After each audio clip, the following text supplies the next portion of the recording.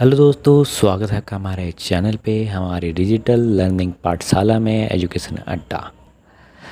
आज हम एक बहुत ही फिलोसफिकल और थॉट प्रोवोकिंग पोएम पढ़ेंगे। I had gone a begging by Rabindranath Tagore. Rabindranath Tagore ji की कोई इंट्रोडक्शन की ज़रूरत तो है नहीं, हम सब जानते हैं रविन्द्रनाथ टैगोर जी कौन है। उन्होंने ही हमारा नेशनल एंथम लिखा है, जो भारत के एक महान कवि है, लेखक है और नोबेल प्राइज़ विनर है।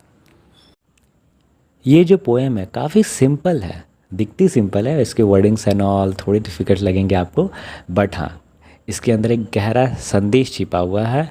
ट्राई कीजिएगा इसे समझने की। तो चलिए, बिफोर स्टार्टिंग दिस पोएम, इस पोएम के सेटिंग को समझते हैं, यानी कि इसका बैकग्राउंड को समझते हैं। ये पोएम की सेटिंग सिंबॉलिक है, मतलब ये रियल जगह की नहीं है, बल्कि एक मानसिक स्थिति यानी कि मेंटल स्टेट को दिखाती है। एक भिखारी यानी कि बेगर रास्ते पर भिक्षा मांग रहा है, यानी कि भीख मांग रहा है, और तभी एक राजा अपने गोल्डन रथ यानी कि सोने के रथ में उसके सामने आता है। चलिए दोस्तों, इस पोएम को लाइन बाय लाइन समझते हैं। I had gone a begging from door to door in the village path. मैं गांव के रास्ते पे घर घर जा जा के भिक्षा मांगता हूँ या भिक्षा मांग रहा हूँ। यहाँ एक भिखारी है जो रास्ते में यानी कि लोकेलिटी में घर घर जा जा के किसी से किसी घर से भिक्षा मांग रहा, रोटी दाल पैसा कुछ भी मांग रहा है। Line number 2, When thy golden chariot appeared in the distance like a gorgeous dream। तभी दूर से एक सोने का रथ, गोल्डन रथ जैसा कोई सुंदर सा सपना उसे दिखता है। उस भिखारी को दूर से एक सोने का रथ उसकी तरफ आते हुए दिख रहा है, एकदम रॉयल राजा का रथ टाइप का। भिखारी सोचता है, वाह, अब तो मेरी ज़िंदगी बन गई, मेरे सामने कोई लाइक भगवान टाइप का आ गया। जैसे आप कुछ सोच रहे हो, मुझे भिक्षा मिले न मिले, और आपके सामने से ऐसा कुछ दृश्य मिल जाए। एक सपना था जो एकदम सामने से पूरा होता हुआ दिख रहा है। Line 3, and I wandered who was this king of all Kings. और मैं हैरान हो गया, ये कौन है? ये तो राजाओं का भी राजा है। मैंने आज तक जितने राजाओं के बारे में पढ़ा है, सुना है, ये राजा तो उससे ही बड़ा राजा लगता है। मतलब ये भगवान का प्रतीक सिंबल मालूम पड़ता है, जो सब कुछ हर लेगा, जो सब कुछ दे देगा मुझे। Line 4, my hopes rose high and I thought my bad days were at an end. तब मुझे लगा अब मेरी मुश्किलें ख़त्म हो जाएगी, क्योंकि इतना रियलिस्टिक था ये।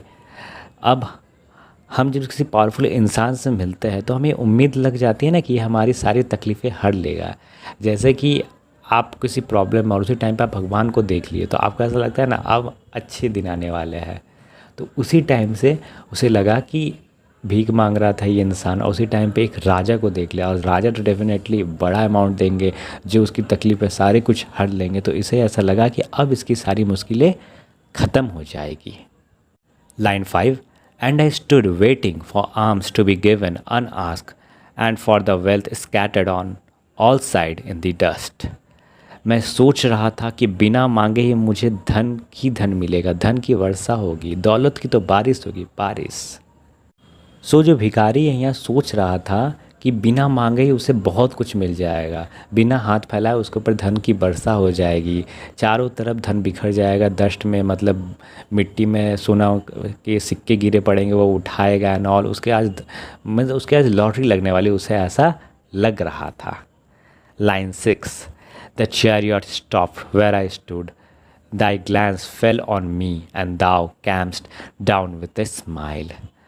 रथ मेरी तरफ आए, राजा मुस्कुराते हुए नीचे उतरे।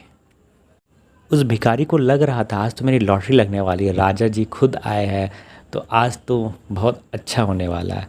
पर ऐसा होता नहीं, लाइफ में हमेशा वैसा चीज़ नहीं होता जैसा कि हमने प्लान किया है, जैसा हम सोचते हैं।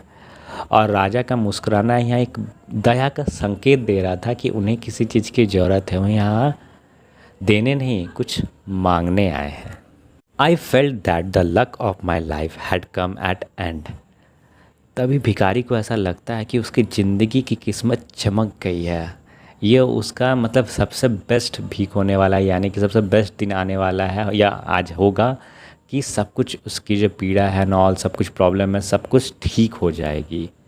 बट ऐसा होने वाला था क्या? Line 8, then of sudden thou didn't hold out thy right hand and say what has thou to give to me. फिर क्या सडनली वो हुआ जो किसकी उस भिखारी को तमन्ना नहीं थी, वो सोचा नहीं था ऐसा कुछ होगा। फिर अचानक राजा ने अपना हाथ मेरे सामने यानी कि भिखारी के सामने बढ़ाया और कहा, तुम्हारे पास मुझे देने लायक कुछ है क्या? सो राजा ने यहाँ खुद हाथ फैलाया दैट आपके पास कुछ चीज़ है जो मेरे काम आ सके, मुझे कुछ चाहिए। इमेजिन करो बच्चों, एक भिखारी से राजा मांग रहा है, शौक लगा ना। सो उन्होंने जैसा सोचा था उसके विपरीत हुआ। तो कभी कभी हम जो सोचते हैं वैसा नहीं होता है। Line number 9, ah what a kingly jest was it to open thy palm to a beggar to beg। भिखारी को यहाँ सरकाज़म लग रहा था ना, मजाक लग रहा था, ये क्या मजाक है, भिखारी से राजा कैसे कुछ मांग सकता है, ये कितना अजीब मजाक था राजा जी। भिखारी से कुछ क्या ही मांग रहे हो आप, भिखारी क्या ही देगा आपको। Line 10, I was confused and understood undecided, and then from my wallet I slowly took out the least little grain of corn and gave it to thee। जो भिखारी था पूरा घबरा गया था, कंफ्यूज हो गया, ये क्या हो रहा है, ये आउट ऑफ द बॉक्स है, उसने जो सोचा था वैसा तो बिल्कुल नहीं हो रहा। फिर राजा जी कुछ मांग रहे हैं, कुछ तो देना था, तो उसने राजा जी को क्या किया, अपने पोटली से, अनाज वाले पोटली से एक छोटा सा अनाज लेके उसने राजा जी को दे दिया। मतलब इन शॉर्ट जो भिखारी जो थे वो ग्रेन्स, उनके पास जो ग्रेन की पोटली थी उसमें भी जो सबसे छोटी वाली ग्रेन थी, सबसे छोटा दाना था, वो वाला दाना उसने राजा जी को पकड़ा दिया और राजा जी खुशी खुशी उस ग्रेन को ले लिए। Line number 11, but how great my surprise when at the day's end I emptied my bag on the floor to find a least little grain of gold among the poor heap। और जब शाम को एक आश्चर्यचकित होने वाली बात उन्होंने नोटिस की। शाम को जब जैसे ही उसने अपना बैग खोला तो उसने देखा कि एक सोने का सिक्का उस बैग में है, और तब उसको रियलाइज़ हुआ जितना दिया था उसका सोना के रूप में उसे रिटर्न मिला है। जो उसने एक दाना दिया था तो उसके रिटर्न में उसे एक सोने का सिक्का मिला है। Line number 12, I bitterly wept and wish that I had had the heart to give thee my all. फिर वो भिखारी रोने लगा, बहुत रोने लगा। उसने सोचा काश मैंने सब कुछ चीज़ अपना दे दिया होता। अगर वो सब कुछ चीज़ दे देता तो आज उसे सोने का ही सिक्का उसके बैग में भरा पड़ा रहता। वो जो ग्रेन उन्होंने छिपा लिया था, सिर्फ एक ग्रेन दिया था, उस ग्रेन के बिहाफ में उसे एक सोने का सिक्का मिला। पर वो अगर वो शायद पूरा ग्रेन दे देता तो शायद आज वो एक अमीर इंसान बन जाता, उसके एक सोना नहीं मिलता, बहुत सारे सोने के सिक्के मिल जाते।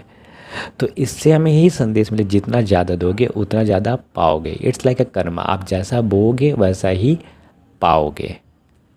सो बच्चों, आई हैड गॉन अ बेगिंग एक पोएम नहीं, एक जीवन का ज्ञान है, एक बहुत ही अच्छी पोएम है जो आपको बहुत ही अच्छी मैसेज सिखाती है। दिल से देना सीखो, जो हमारे काम का चीज़ नहीं है एटलीस्ट उसे तो जब डेफिनेटली देना सीखो, क्योंकि शेयरिंग इज़ केयरिंग। आप जितना दोगे ऑटोमेटिक आपके पास वो वापस आएगा, चाहे वो मटेरियलिस्टिक थिंग हो या ज्ञान हो। ज्ञान तो बांटने से ही बढ़ता है। वैसे ही आजकल तो लोग ज्ञान में भी कंजूसी करने लग गए हैं, बट एटलीस्ट ज्ञान बांटा करो। ज्ञान आप जितना बांटते हो आपको उतना मिलता है। और सेल्फलेसली काम किया करो, उम्मीद से काम मत किया करो मैं बांटूंगा तो मुझे रिटर्न आएगा, ऐसा नहीं होता है। खुशी खुशी करो तो आपको रिटर्न में खुशी ही मिलती है। आप कभी किसी गरीब को खुशी दे के देखो, आपको मालूम पड़ेगा जो रियल खुशी होती है ना, जो रियल स्माइल होती है दूसरे की स्माइल में होती है। सो दोस्तों, ये था हमारा आज का पोएम। होपफुली आपको ये पोएम अच्छा लगा हो। अगर अच्छा लगा हो तो प्लीज़ इसे लाइक, शेयर एंड सब्सक्राइब ज़रूर कीजिएगा। Thank you for watching, keep learning.